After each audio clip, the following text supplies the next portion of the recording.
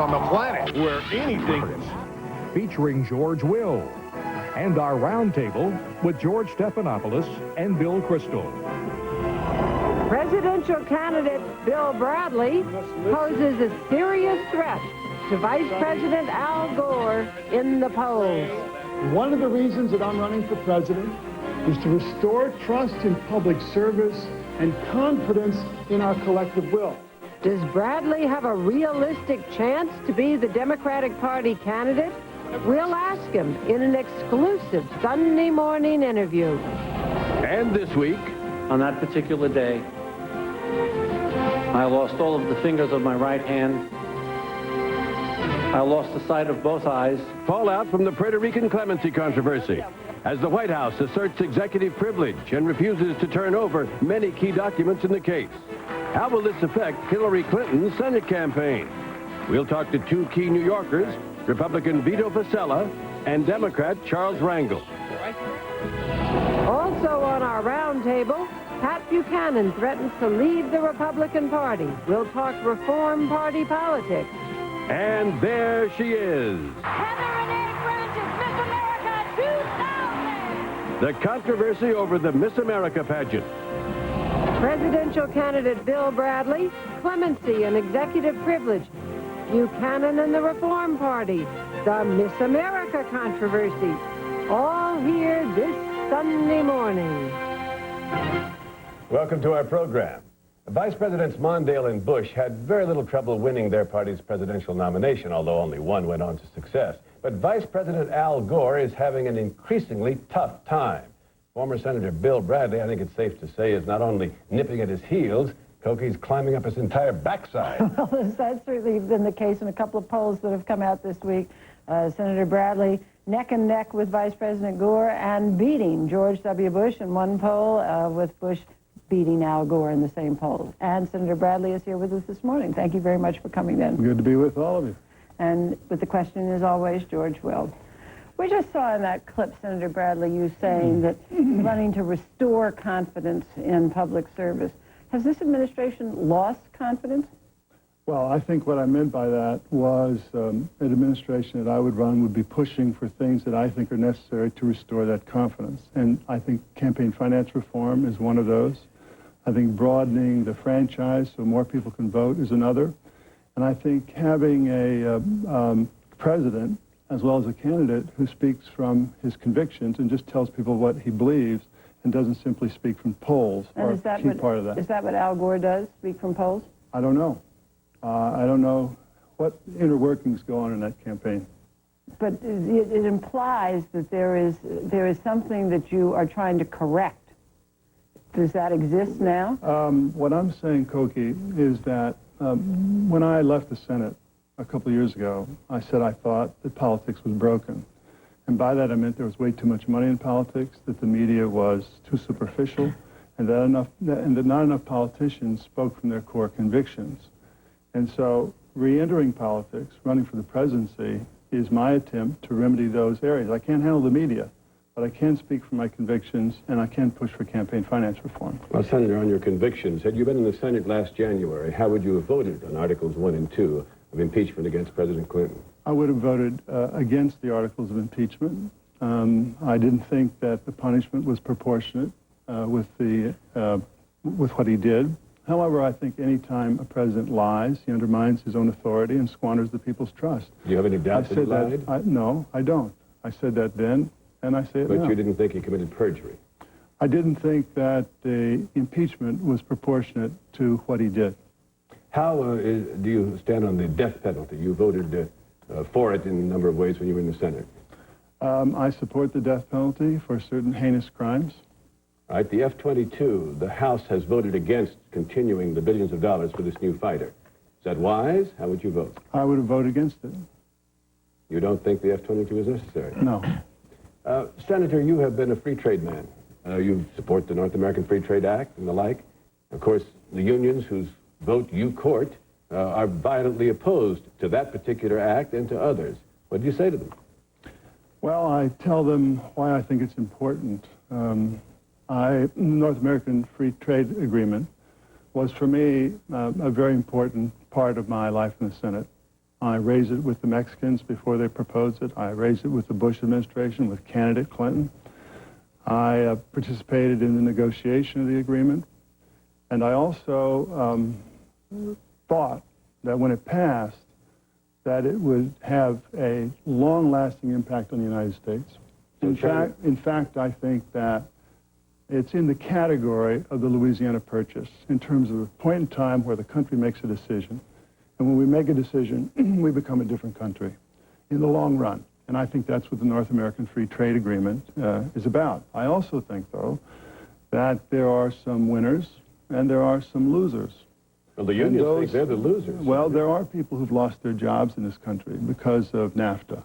And I think we have to be sensitive to that, and we have to help them in terms of health care, in terms of education benefits, in terms of understanding that they're, in many cases, making less money now. But I don't think the answer to that is to repeal NAFTA. I'm going to turn you over to George Will, but I take it you're for China's entry in the World Trade Organization. If China abides by all the rules, gets no special benefits, then I think it's better to have China in the World Trade Organization, subject to multinational rules, and subject to dispute settlement mechanisms that everybody has to be subjected to, than it is to have China outside the world trading system, cutting bilateral deals with this country or that country, playing the United States off against Europe, off against Japan. So it depends on what the agreement says. But I think that, well, we have to see what it says. Basically, you're for it. Basically, if they meet all the conditions, yes. Just two further questions on the impeachment matter. On the day the president was impeached on a White House lawn pep rally, the vice president said President Clinton would be remembered as one of our greatest presidents. Do you think he will be? Well, personally, George, I'd pick Lincoln. Anyone else? Pick FDR. Okay. I'd pick Woodrow Wilson. And others, I'd pick Teddy Roosevelt. Judge I'd Richard. pick Harry Truman. Well, let him pick finish. Thomas Jefferson. And I'd pick James K. Polk. He might pick 40 people. Well, time forbids.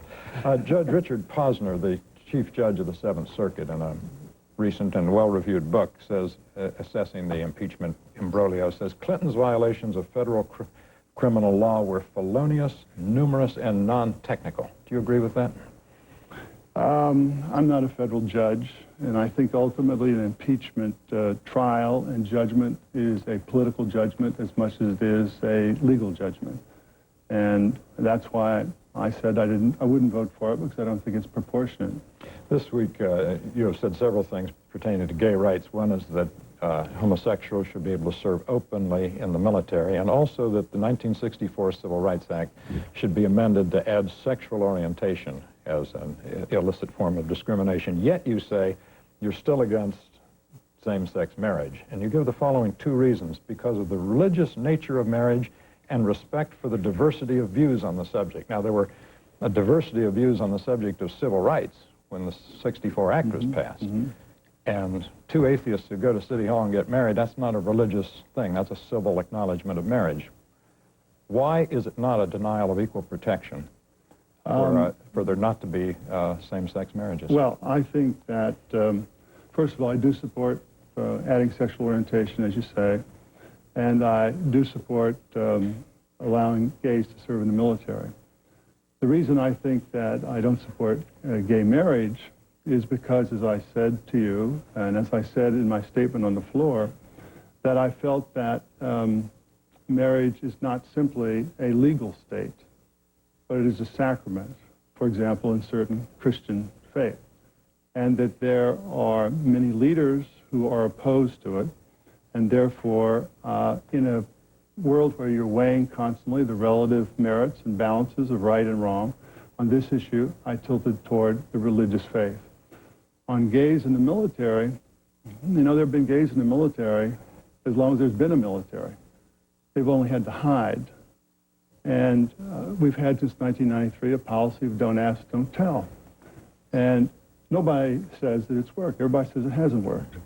And I ask, why can a gay American serve openly in the U.S. Department of Treasury, in the U.S. State Department, in the Office of the Attorney General, in the White House, in the Congress, and in the federal courts, and not serve in the military. Did you consult with some senior military officials as to why they might think it's different in the military than in HHS? I didn't say HHS. Well, any of the others? No, I didn't. Why? Tell me why. Well, because they argue that there are matters of unit cohesion and all the rest that are... What does that mean? Well, they would tell you, but it is whether or not... What does it mean? It means the ability to, under fire and under stress, to have unit cohesion that's important in combat. That's what you'll get that I hear from military officials. Well, you know, I think that if gay Americans can be policemen, nuclear scientists, bricklayers, football But you players, did not consult. doctors, and lawyers... You did not consult with military people? No, Okay. I did not. I mean, this is a statement of my personal views, my personal belief that that gays should be allowed to serve openly in the military. Well, we want to get more of your personal views, Senator, and when we come back, we will have more with candidate Bill Bradley. From ABC News, This Week with Sam Donaldson and Cokie Roberts. Brought to you by GE. From power generation to medical systems, we bring good things to life. And by Merrill Lynch. No matter what you want to achieve, we can help.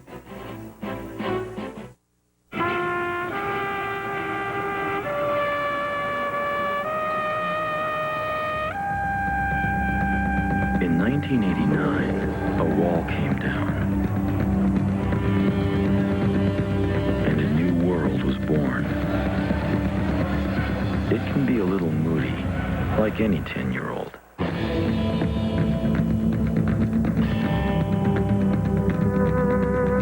But it's full of potential.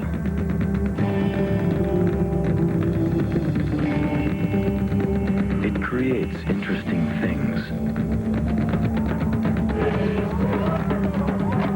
And seems to play well with others.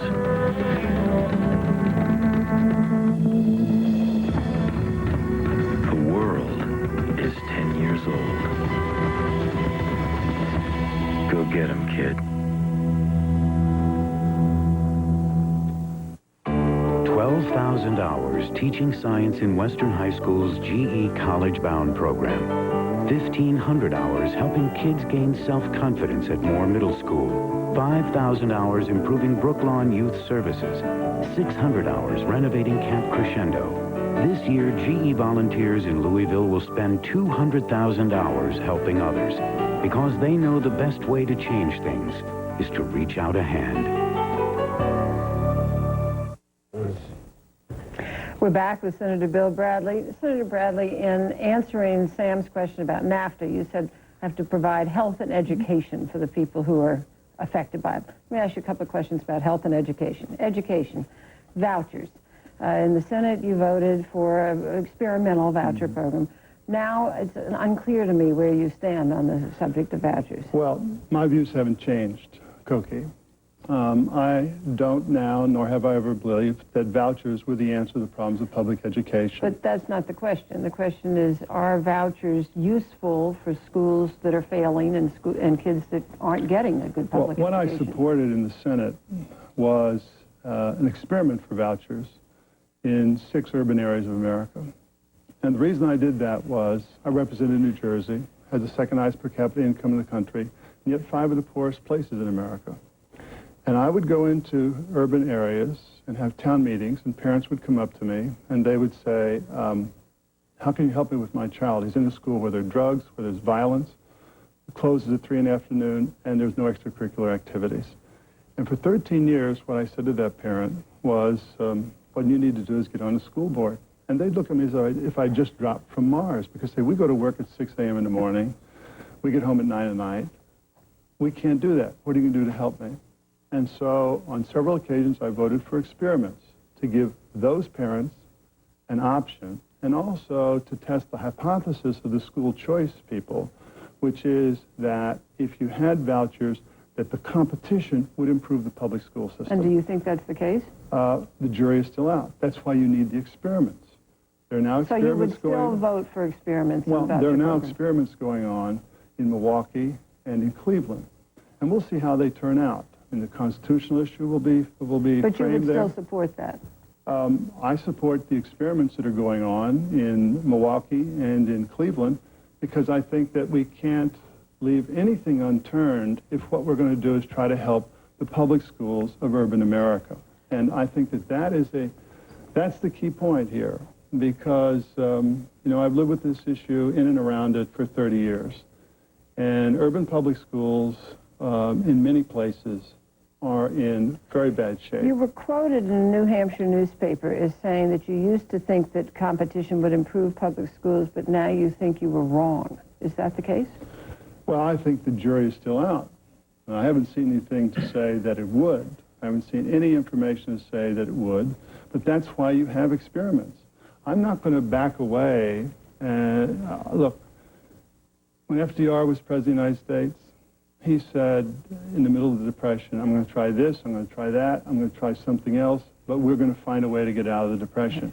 The way my attitude is toward urban public schools, I'm going to try this, I'm going to try that, I'm going to try something else, but we are going to improve these public schools. A final question on that. The Cleveland case may get to the Supreme Court, where the question will be, does it violate the Establishment Clause to give vouchers for parents to choose to use as they wish at sectarian or secular schools? Would President Bradley, Solicitor General, argue as a friend of the court for or against the constitutionality of such a program? I haven't decided that, Sam. Okay. In 1996, you said that welfare reform was a disaster. There'd been a 40% drop in welfare rolls. Obviously, the economy gets some share of the credit for that. Good. I'm glad you said that. I thought I'd save you the trouble. The question is, however, you said it would be a disaster, and may still be, I gather, is your view. When we'll find out when the time limits kick in and we see who's thrown off the welfare rolls and the burden it places on. Do you think it's likely that President Bradley would want to restore, in a sense, a lifetime entitlement to welfare, ending the time limits?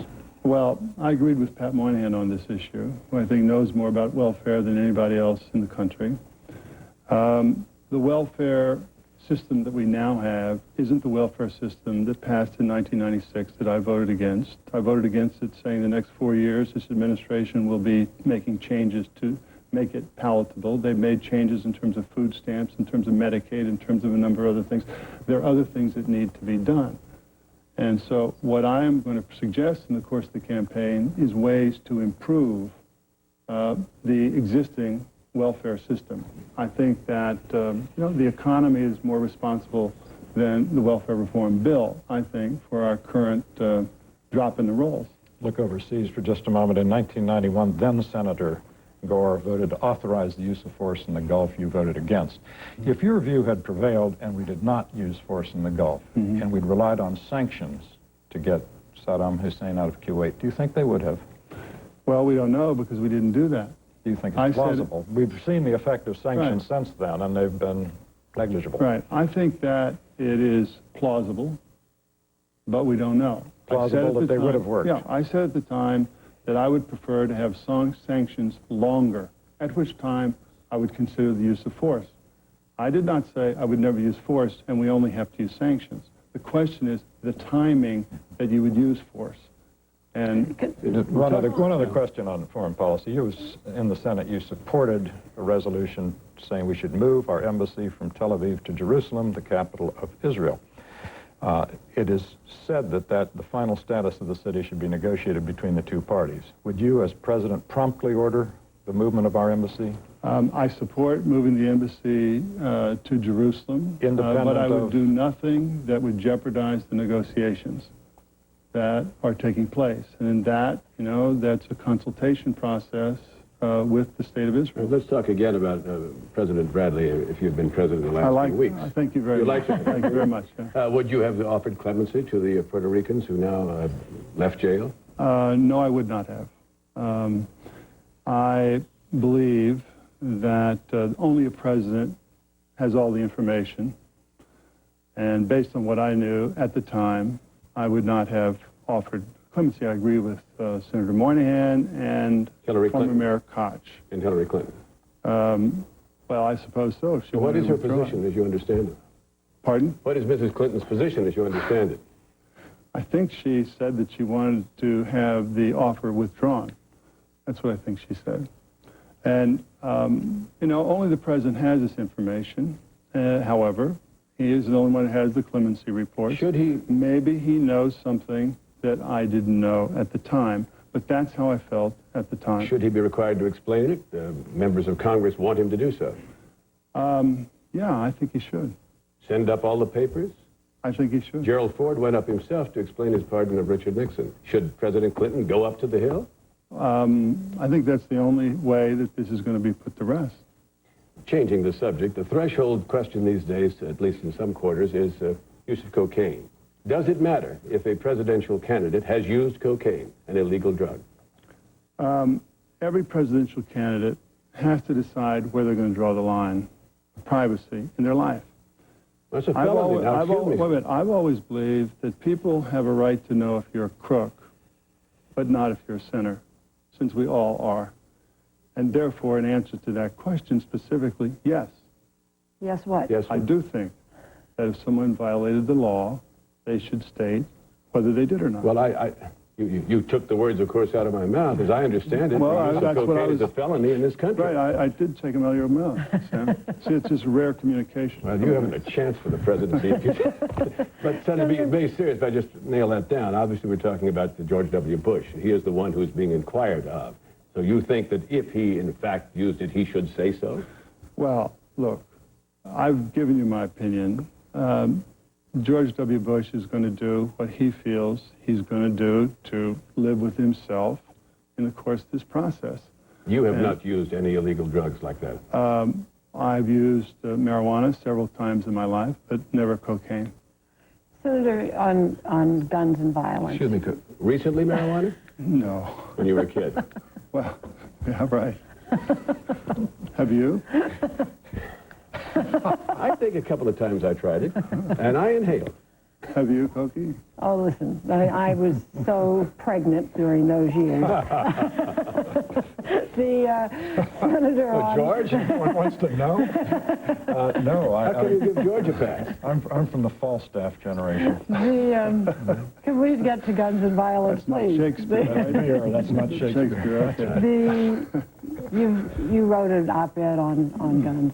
Yes. Why not ban all handguns? Why just leave it to Saturday night specials? Well, I would ban Saturday night specials. And ever since I saw Robert Kennedy in a pool of blood on the floor of the Ambassador Hotel, the picture of it in 1968, I thought a president should ban Saturday night specials. I think that with regard to all handguns, we should have a system of registration and licensing, just like we do for automobiles. If we can do it for automobiles, we ought to be able to do it to handguns. We ought to take gun dealers out of residential neighborhoods. We ought to make it a felony, not a misdemeanor. If you sell a gun to somebody who is underage or who is a felon himself. And I think that we ought to put trigger locks on guns. And I think, finally, that we ought to have background checks for people who buy guns. But why not just get rid of them? Get rid of all guns? Handguns. I think that getting rid of all guns... Handguns. We're getting rid of all handguns. Well, I mean, what are we going to do with the pentathlon team in the Olympics? They got to have handguns. That's an event in the Olympics. There are several other exceptions. So I believe that we can have common sense... England got rid of handguns after the shootings in Scotland, and they participate in the Olympics. Well, but the point is, then they haven't gotten rid of all handguns, have they? Well, How many angels can dance on the head of a pin, Senator? Well, enough to answer this question the way I want to answer it. all right, thank you, Senator Bradley. When we come back, the Puerto Rican clemency controversy. We'll talk to two key New York congressmen, Republican Vito Fossella and Democrat Charles Rangel. Who are these people? They go to the strangest places, work in the tightest quarters, and gladly keep the oddest hours. Who are they? Forever probing and prodding, digging, exploring. Who are these people? They are Texaco, and what they do is find the energy the world needs to keep on running. Texaco, a world of energy. 3 years ago, my IT guys told me there'd be two kinds of businesses. Those with a vision to master the internet, and those without. And we didn't want to be the second kind. Then Dell came to see us. They showed us how to use the internet for direct relationships with our customers, suppliers, everyone who's a part of our business. With Dell's support, there's no limit to where I can take this company. We always knew we needed the internet. We just didn't know how badly. Be direct. Dell. Dell servers use Intel Pentium 3 processors.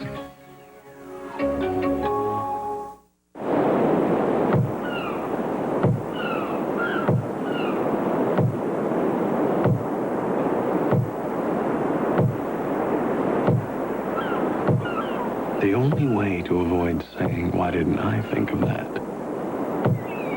is to think of it first.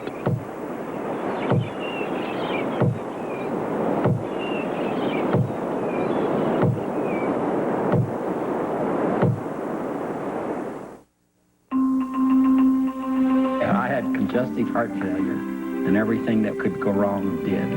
There are 3.5 million Americans with congestive heart failure. It's so important for my son to have a grandfather. It's a progressive disease, and it will ultimately result in death.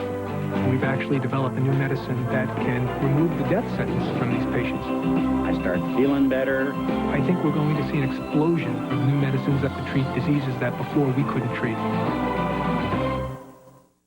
On ABC Premiere Week Tuesday, the season premiere of Spin City. I am so sorry I'm late. Mike meets his match when Heather Locklear arrives. This is not some cheesy soap opera. Ooh, that hurt. We have a score to settle. Plus a really angry Yankee All-Star Roger Clemens. Then the return of the mid-season smash. Finally. It's like, you know. And on the season premiere of Dharma and Greg, Greg is gone. And he's been replaced by, this guy. Hey, look at me! I'm an attorney! I'm an attorney! Not for long. See you next Tuesday, starting at 8, 7 Central on ABC Premiere Tuesday. Joining us now, Republican Representative Vito Fossella and Democratic Representative Charles Rangel. Welcome, gentlemen. Morning. We're going to talk about the clemency that the president offered and several members of the FALN took him up on and are now out of jail. Mr. Fossella, Article 2 of the Constitution. I quote, "The president shall have the power to grant reviews and pardons, reprieves and pardons for offenses against the United States, except in cases of impeachment." Why do you think, since he has this sole power, that you can demand that he come up and explain it? Well, first of all, I haven't done that. I think we need to back up a step and talk about what this issue is all about. We're talking about the FALN, which was the most efficient and deadly terrorist organization to set foot on our soil in the 70s and 80s, claiming responsibility for 130 bombings, killing innocent people, maiming innocent people. For example, Frank Connor, who was having lunch in Francis Tavern, his two boys, 9 and 11, have been fatherless because of FALN activities. And I don't think that we're setting the right signal to anybody contemplating terrorism on our soil that we are going to let terrorists out of jail free. That's what the president has done with his clemency offer. And I do believe that the president, in a way, owes a responsibility, at least to the victims, either through the Justice Department or through his Office of General Counsel, to explain to these victims how he reached this conclusion. Nobody's asserting that the president does not have the right to invoke executive privilege. But I do think... So you don't think he can be required to send up papers or himself? No, I think on the surface, I think he's within his legal grounds. But however, it does raise questions as it relates to our policy towards terrorism. For example, our policy is crystal clear, no concessions to terrorists. In this clemency offer, the terrorists themselves negotiated the terms and conditions of their release with the White House. We'll come back to you. Let me give Mr. Rangel a chance. Mr. Rangel, you were for the clemency. Yes. You asked the president to do this before he did it. Why? And do you think he needs to explain it now? As well as the Cardinal asked the president to review it, considering clemency, which of course is pretty close to what I was saying. First of all, there's a double standard used with our citizens in Puerto Rico. We superimposed citizenship on them when we took it away from Spain. And it just seems to me that you can be against terrorism and crime and violent acts, but to give life sentences, and that's what consecutive sentences are when it amounts to 90 years, when everyone agrees that under our existing federal sentences statute, that this would have been completely excessive, that the timing may not have appeared to be politically expedient, but certainly if you just look at the facts without any backup material, it warranted a review, and I think, in my view, it warranted clemency. Yeah, but if I may, we talk about a life sentence. There was a police officer who responded to a bomb threat who's blinded for life and lost all his fingers on one hand. Ms. Diana Berger, who was 6 months pregnant with her first As child. we understand, these particular people who were released were not responsible for the actual placing of the bombs. And there was this request by the Cardinal, by former President Carter, Archbishop Tutu. Do you think it did not merit the review that they all asked for? I don't care about the review. The act itself was wrong, as so many people have now claimed. A wide range of law enforcement agencies, among them the FBI, the Bureau of Prisons, the U.S. Attorney's Office in Chicago and Connecticut that prosecuted these individuals. There are some who advocate that these people are a bunch of Boy Scouts and Girl Scouts. 2 of them were videotaped making bombs. That wasn't for science class. They were going to be used to kill or maim innocent people. Some of them have indicated, possibly through Bureau of Prison tapes, that if they were to be released, they would engage in acts of violence again. Is this the right signal we want to send to anybody out there? For example, Terry Nichols, who was nowhere near the bombing in Oklahoma City. If in 10 or 15 years the then president stepped forward and wants to release Terry Nichols, don't you think there would be outrage across this country? I think you're missing the point when you say commit acts of violence again. I truly believe if you had joined an association and you knew that they were involved in violent acts, that you have to assume some of the responsibility. But I hope that you understand that they were not convicted for doing anything that was violent. They were convicted for joining a conspiracy, and technically they would be guilty, but not to do 90 years. But Congressman Rangel, to repeat this, we have the letter in the Wall Street Journal from Deborah Devaney, former assistant U.S. attorney in Chicago, saying that 3 of these petitioners were caught on videotape in safe houses making bombs that were to be planted at military institutions. Under our system of government, you are not sentenced for anything that is not an issue that was in the court. The sentence was done for what evidence was there and what they pled guilty to. Now, you cannot come in and say, yes, but I have video, yes, but someone told me. That is not what we do in the United States. However, in treating the citizens in Puerto Rico, where they have some status which is very unclear, and where the Congress and the Senate, Republican control, I might add, refuses to take it up. You can do what you want. They can't vote about it. They can't do anything at all about it. Congressman, we understand that the president has the right to do this without Congress searching through the decision-making process, but what about the Bureau of Prison tapes that supposedly have some of these people who got clemency talking about going back to violence? Should they be made public? I think they should. Frankly, we talked about, let's keep the train on the tracks here. These individuals who have been released have expressed no remorse, have offered no apologies, no contrition for the acts of violence they were part of during the 70s and 80s. These are the people that are now free. So I do think some of these records should be released. But quite frankly, the only thing that the Republican-controlled House and Senate knows how to do well is investigate. They've had 50 investigations of the president, and if Dan Burton wants to take this one on, as long as hey, I'm with you. You're moving into politics, let me ask you about the First Lady and this issue. Is she consulting anybody in New York politics when she makes these decisions and makes these pronouncements? Of course not, she didn't, and I think that she said she made one heck of a big mistake. And for anyone to think that the president is dumb enough to think that this clemency thing would be helping her, then he'd have to take a course in Political Science 101. She made a mistake because she is in this exploratory question asking mode, which I don't understand, as opposed to having a campaign with staff that reaches out to people. Unlike Mayor Giuliani, who has a staff, she doesn't have it. Do you think there's any chance she might not run? Heck no, of course. She's got to run and she's got to win. Well, we got to run, but Bill Bradley just said a few moments ago in our program that he thought the president ought to go up, even though constitutionally he's not required to Congress and explain this. Do you think he should? Of course not. You'd be opening the door to every clemency plea if we did this, and then we can go into some of the others that perhaps Republican presidents... Do you think? Well, I appreciate the executive privilege he invoked, but I really think at a minimum, either he or through his spokesperson should explain and give some courtesy to the victims who have heard nothing from the White House concerning this clemency in the last couple of years. Gentlemen, thank you very much for being with us. Please come back. Thank Always you. good to see you. Thank you, Ken. And when we come back, our roundtable with Bill Kristol and George Stephanopoulos in just a moment. We want to live in our home, not a nursing home. We want our children to care about us, not for us. I want to grow old gracefully. With dignity. All good intentions, but help make them a reality with long-term care insurance from GE.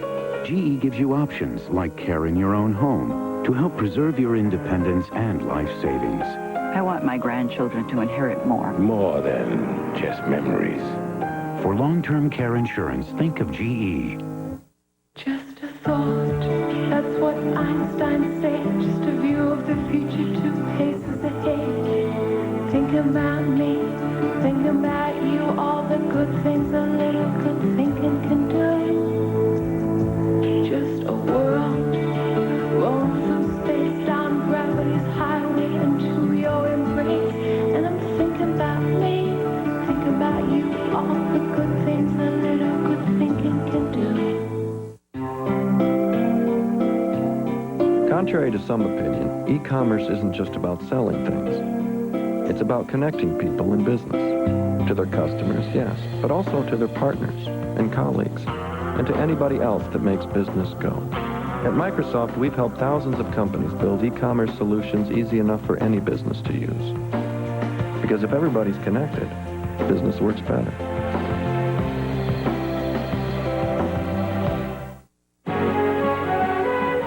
This week with Sam Donaldson and Cokie Roberts will continue in a moment after this from our ABC stations.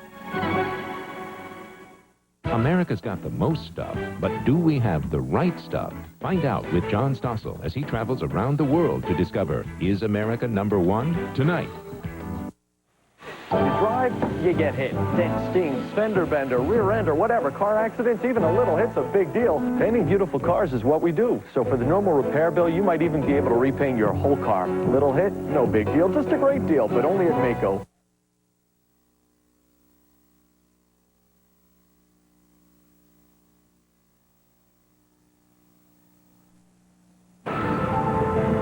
There are 15,000 money managers on the planet.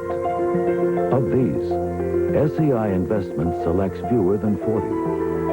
The best of the best, combining their strengths and expertise with our innovative investment approach to meet financial goals. Experience the power of weather on the hour. Get the latest local forecast every hour on the hour, 24 hours a day on Channel 2. When weather is your top priority, tune to 2 at the top of every hour. Experience Weather on the Hour only on Channel 2. Putting pumped-up prices to a vote tonight on Town Hall.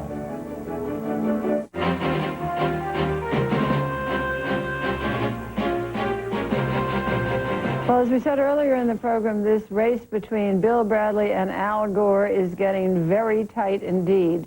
Yesterday, a poll came out in New York among New York voters that shows Bush beating Gore in New York are basically tying, but that's significant because New York is a Democratic state and Gore's been winning in the earlier polls. And look at this, Bradley beats Bush in New York. That is also significant because he has been nowhere before. This has got Democrats talking. George Stephanopoulos, Bill Kristol, we really have an interesting race. You've been predicting Bill Bradley all along. Now, what are you hearing? Well, the same thing. I mean, it's unbelievable. So far, Bradley has been getting a lot of support from independents, more moderates, and Republicans. These kind of numbers, they cut into the electability of Vice President Gore, might make Democrats, core Democrats, start to rethink Not to the mention race. donors. And we're going to, exactly, and we're going to see the first head-to-head matchup of Bradley Gore just next week. DNC meeting. Next Saturday, they're both going to give speeches, and there's been a lot of juggling of the schedule. In fact, it looks like the White House is now moving President Clinton's speech so he can wrap up and not give Bradley the last word, and that shows how worried the White House is. Everybody loves a winner. I mean, they're for their man or their woman until it looks like that he or she's going to lose, and then they discover that they're not for them. And that's what's happening to Al Gore. I think Al Gore still has strengths. I think Al Gore still is and would be a formidable candidate, but if the party begins to fall away, and our executive producer, I think he won't mind my saying what I agree with him, that's why I'm going to repeat it, that some other Democrats now might say, well, we're just not going to concede this to Bill Bradley. Hey, let's us get in there and see if we can get a piece of Al Gore. Too late. They had their chance. Okay, Smith, you see what you're... How about a rich Democrat or a Democrat with a rich wife who could... who are you thinking of? You take in Massachusetts and we aren't talking Ted? Too late. They had their chance. They're all sitting there watching TV, you know, chewing the carpet. But Bill Bradley had the courage. And the year before, you're saying too late? It is good. Bill Bradley had the courage to get in. He saw early on that Clinton would peak on the day of his acquittal from the Senate, that Democrats would feel bad about having rallied to Clinton, that they would be open to a not Clinton candidacy. And interestingly, the state in which Bradley's doing best is New York, right? He's beating Bush in New York. Well, of course, let's stipulate. He played basketball in New York, and he does Senator have... from New Jersey. And he's Senator from New Jersey. He had lots of ads on in New York, lots of New York appearances, and a lot of people know him in New York. But what else has been happening in the last 6 months in New York? Hillary Clinton's Senate candidacy. Hillary Clinton's candidacy has hurt Al Gore badly, I think, not only in New York, because if Clinton fatigue is what's hurting Gore, it'd be one thing if Gore just, if the Clintons were going to go away and Gore could step out in his own right. But Hillary Clinton being on the scene for the next 14 months is terrible. This week that showed that the more time she spends in the state, the worse it is for Al Gore. George, where are you on all this? Well, Al Gore's problems are incurable. First of all, Bill Clinton is there, and he's done what he's done, and he is stuck to Mr. Gore incurably. Second, Al Gore is a very polarizing figure, particularly among Republicans, in a way that Bill Bradley just isn't. I mean, Republicans are horrified by... Well, I think what we've seen from Bill Bradley so far is that he can take positions slightly, and you really need a micrometer to measure it, slightly to the left of Al Gore without similarly alarming people in the way that Al Gore does. But beyond that, there is the fact that to an enormous number of people, Al Gore is just an implausible presenter on the presentational side of the presidency. The man who came out and said that no controlling legal authority, the automaton, the bionic vice president, just doesn't look good. It's not incurable. It's not good, but it's not incurable at all. And the vice president has to do a couple of things. First of all, he has to try to turn his office into a virtue. He's the only person in the race who has been there for all of the decisions over the last 7 years. Number two, But, George, can I just interrupt for a minute? One of the things I'll say, yeah, you were there, serving on that commission that oversaw the Russian bailout. That's right, and I was also there making the economic decisions that led to this unprecedented prosperity. At least he's got to engage the debate. Secondly, he's got to engage Bill Bradley. They wanted to put it off for a long time. It was probably smart to try to put it off. That's not an option anymore. Well, I think they were convinced that the more people saw of Bradley, the less they'd like him, and that's simply not the case. That he was equally boring, and that he was he was vague in his positions, and I think that he's worked on being more engaging. Well, both of you have touched, I think, on a big key here. He is a likable man, and television and the way you come across a presenter, as you said, is very, very important. Gore, if he can't, you say it's not incurable, if Gore can't come across more like someone that you want to like and that you want to listen to, I think he may be cooked. But I'm not prepared to write him off yet either. I think it's much too early, and I think Gore has too many strengths to say that. Of course you can't write him off. That would be, you know, he's got the entire Democratic establishment behind him, and to the degree as I say, they're flaking off rapidly. I never knew. What's his name again? Well, one who's going to flake off this week is Pat Moynihan, who I think will announce his support for Bradley this week, which makes this week, even though it's early, a pretty important week. Moynihan endorses Bradley. They both speak Saturday morning to the Democratic National Committee. I mean, it could be, you know, right now there's worry in the Gore camp. It could be panic a week from now. Speaking of flaking off, Pat Buchanan seems to be flaking off the Republican Party, probably going for the Reform Party nod, but there's some disagreement inside that party. Jesse Ventura doesn't seem to like Pat Buchanan. Does that matter? Well, sure it matters, but Pat Buchanan's very skillful in the way the rules are set up for getting that nomination. I should think Pat, with his network and his rhetorical gifts and his experience out there, there's a good chance of getting it. Let's assume he gets it. A successful third-party candidate in our country usually has one or more of three things. A vivid personality, Pat's got that. A burning social issue, I don't think so, or a regional base. George Wallace had all three. Buchanan has one. It can still be a problem, particularly for the Republicans when they set about picking their vice presidential choice. Because if they want to take a moderate on abortion, the fact that Buchanan's out there threatening to make hay with this, giving the right to life people an option of where to go on Election Day, that will inhibit George, the it may be Republican somewhat of a nominee. problem, but I think, Harry Truman could win without the Dixiecrats, and John Anderson didn't keep Ronald Reagan from becoming president. And in 1992, I think the record shows that Ross Perot was sort of a wash in that.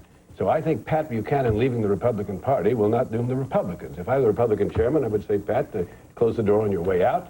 Good luck, Turn but out it's the lights. okay. Well, I think they should say that. They haven't been saying that so far. And I think the one way Republicans could be heard is if they plead with Buchanan, if they kowtow to Buchanan over the next week or two, and if they adjust their positions to take up some of the, I think, fairly disreputable views that Buchanan has expressed. They should say goodbye. You mentioned 1948. It wasn't only the Dixiecrats who deserted Henry Right, it Truman. was Henry Wallace. Henry Wallace, former both vice sides. president. And Henry Wallace was a substantial figure. He was vice president of the United States just 4 years before. He commanded the left wing of the Democratic Party, which was terribly powerful then. Truman didn't just ignore him. Truman attacked him. Truman said, I don't want your support. I don't want the support of fellow travelers with the communists. I think the Republicans actually might be better off saying to Pat Buchanan, with all due respect, we don't want your views in this party. But they can't afford to have him up on the stage. Who knows if he'll be in the debates? They can't afford to have him up there next fall, and either can Jesse Ventura.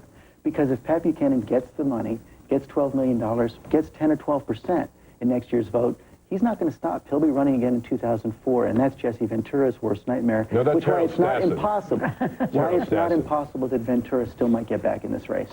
All right, we have more politics to talk about I'll give you that, and by the Miss way. America when we come back. Excuse me, what are you doing? I'm calling long distance with one of those 1010 numbers. Makes you crazy. Oh, it's crazy. It's not. It'll make you nuts. But with the new AT&T One Rate 7-cent plan, calls are just 7 cents a minute. Yeah, but you can only call at certain times, right? 7 cents a minute all day, every day. 24 hours a day, 7 days a week? That's simple. Yes, it is. So I don't have to use those 1010 numbers ever again? No, you don't. All day, every day. Call 1-800-41-RATE to enroll. Excuse me, what are you doing?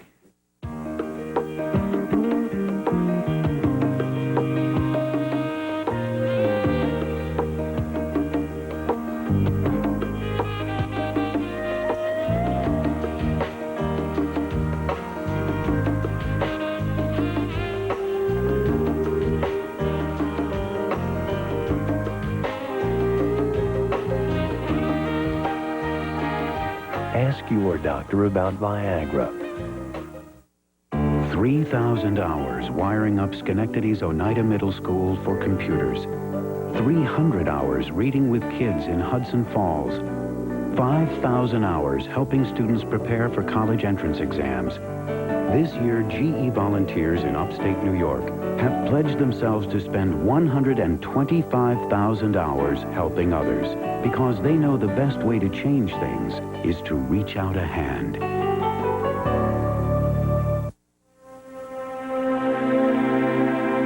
You owe it to your children. You owe it to your parents. But will you have to risk your own retirement to care for a parent or educate a child? Into whose eyes can you look and say you just can't help? For in both, you will surely see your own.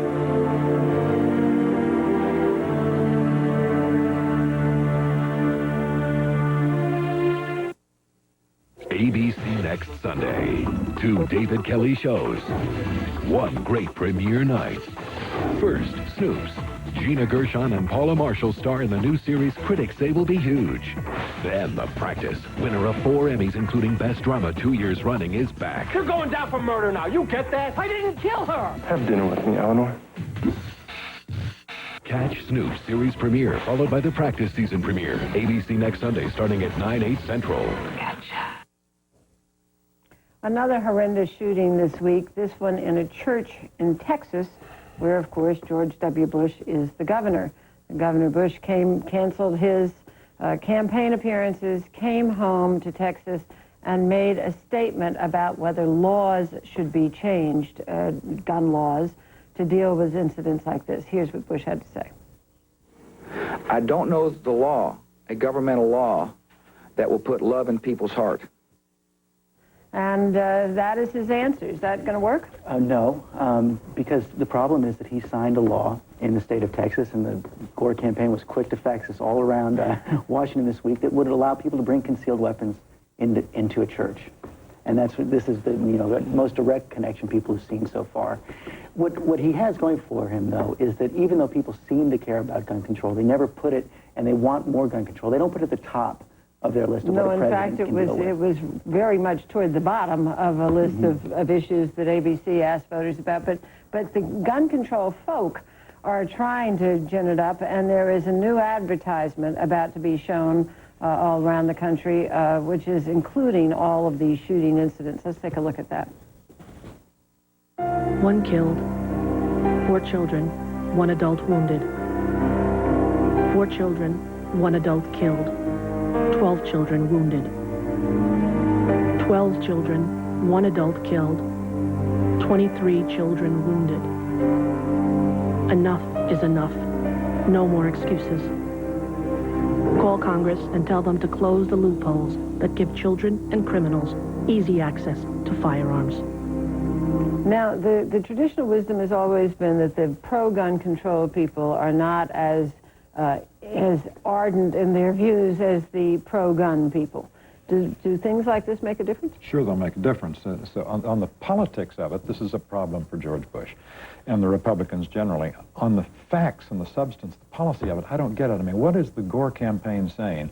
That if Bush hadn't signed that law, that man would have said, oh, it's illegal to take a gun in there, I'm not going to shoot those people? I mean, the hubris of the political class in assuming that for every eruption of evil on this planet, they can draft some clever statute that will stop it, is itself a problem. Well, yes, but guns are a problem also, as we've just seen there. I mean, George Bush says there's an evil in the land. I agree with him if he means there's something going on out there that we don't understand, and guns didn't cause. But if this guy walks in the church and has nothing but a toothbrush and pulls the bristles, everybody lives. And so the question of why people act this way is very important, but if they don't have a gun, George, they don't kill them. It's less evil than craziness to me. I mean, we're dealing So with they're crazies maybe, but without a gun, they don't kill anyone. Two things. That ad is deeply dishonest. The Washington Post this morning has a front page story. No bill currently before Congress would have stopped any of these killings in the last year. Period. So it's just factually the case that none of all these rules and regulations that they're fighting about on the Hill right now could have been passed, and it wouldn't have stopped any of these killings. Which is an argument for boldness, going farther. Fine, if you want to make a more liberal case, but to say that the congressional legislation, which Vice President Gore supports, and he hasn't proposed going further, he's Vice President of the United States. He's proposed for licensing of handguns. Well, he's Vice President of the United States. He should introduce legislation to that effect. So the congressional argument is phony. On the concealed carry issue, I live in Virginia. We have concealed carry of handguns. You have to have a background check, and you have to have training. I'm not more scared to go to my synagogue in Virginia because we have the concealed carry law. And I would say that in bad neighborhoods in Virginia, people who work in the 7-Eleven late at night, I think they should have the right to carry a handgun against criminals. We're going to keep debating this issue, but there's a new one just this week, and we don't have much time. But last night we have a new Miss America, the first Miss Kentucky, and they are now talking about changing the rules in the Miss America contest. Somebody who's had an abortion, been married, can be Miss America. Sam. Yeah, right, because I want to put on this one. I mean, Miss means Miss, and you say, well, if she was Mrs., but now she's Miss, and if she was pregnant, but now she's not. I don't think it matters. The thing that struck me about it, they cut down from the 10 finalists doing their act to only 5 because the television ratings are going down. So I do not believe it matters whether Miss has been married before or not. But what although about it's repugnant to the English language, in a sense, to say it doesn't. What about our ideal? She better not smoke. That will push them over the edge. Look, it used to be they'd come out and Bert Parks would say to some woman, usually from Mississippi, who was the winner every year, say, what do you want to be when you grow up? She'd say, Chief Justice. Who's your hero? Albert Schweitzer. What's your favorite book? Green Eggs and Ham, or something like that. And they'd go down these lists, and it was perfectly harmless, and we didn't take that seriously, the ideal stuff. Well, it was a bathing beauty contest. Can't we get back to that? No, good riddance. Let's get rid of it all. I mean, there's some concern about the traditionalists that this is going to ruin the pageant. Fine. Let's do away with it. We should be holding this up. It is just a bathing beauty contest. Is that really the ideal we want to be setting up for the young women of America? It's a free society. It is. I've been getting rid of it too, but it is, however, somewhat revealing. You can't be married. But I'm not revealing enough. No. Look, they have to say they're not married, but it's better to be divorced than married. By the new rules. And it's better to have had an abortion than to bring a child to term, which is a little weird when you think about it. It's basically none of their business, but I'm not forgetting that. I like Miss America, and Sam and I will be back in a moment. This Week with Sam Donaldson and Cokie Roberts has been brought to you by Dell Computer, pioneering direct internet ideas for your business. Be direct, Dell. I like to think of myself as an innovator who started a company, Dell Computer, around an idea that everybody should be doing business directly with one another, one-to-one, with no barriers. To me, that's the power of the internet. We'd like to show you how to empower your business in ways you'd never imagined. I'm Michael Dell, and it's our reason for being. Be direct. Dell. Dell servers use Intel Pentium 3 processors.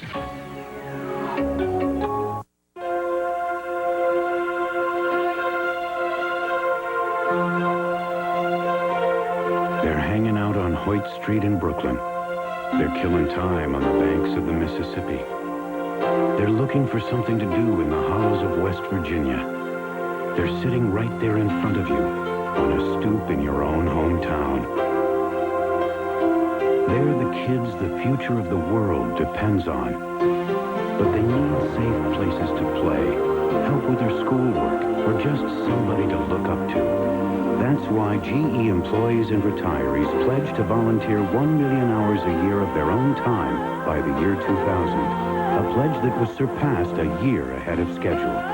So whether we find them in the alleys of the inner cities or the back lots of forgotten towns, one thing's for certain. Their future is in our hands, just as the world's future is in theirs. I love chairs. I like to think about how people sit. I love chairs so much I started making them. It's been an education. I've learned about things that have nothing to do with chairs.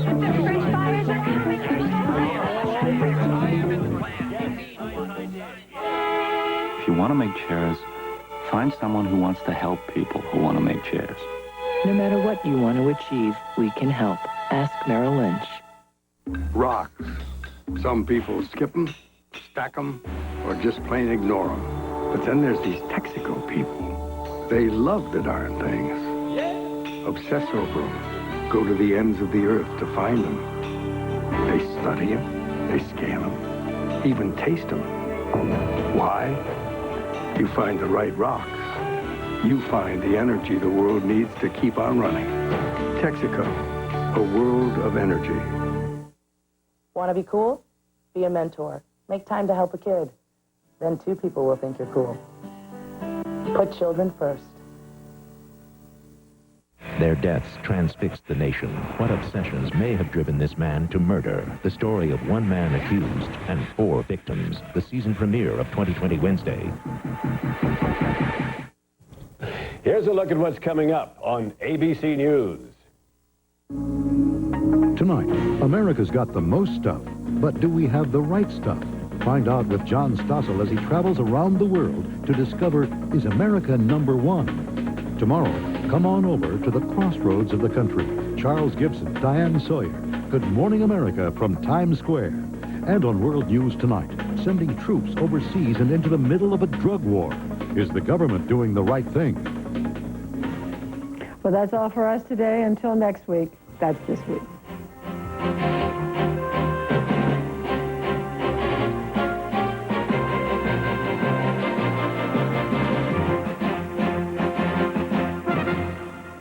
This has been a presentation of ABC News. More Americans get their news from ABC News than from any other source. ABCnews.com, now a part of the Go Network.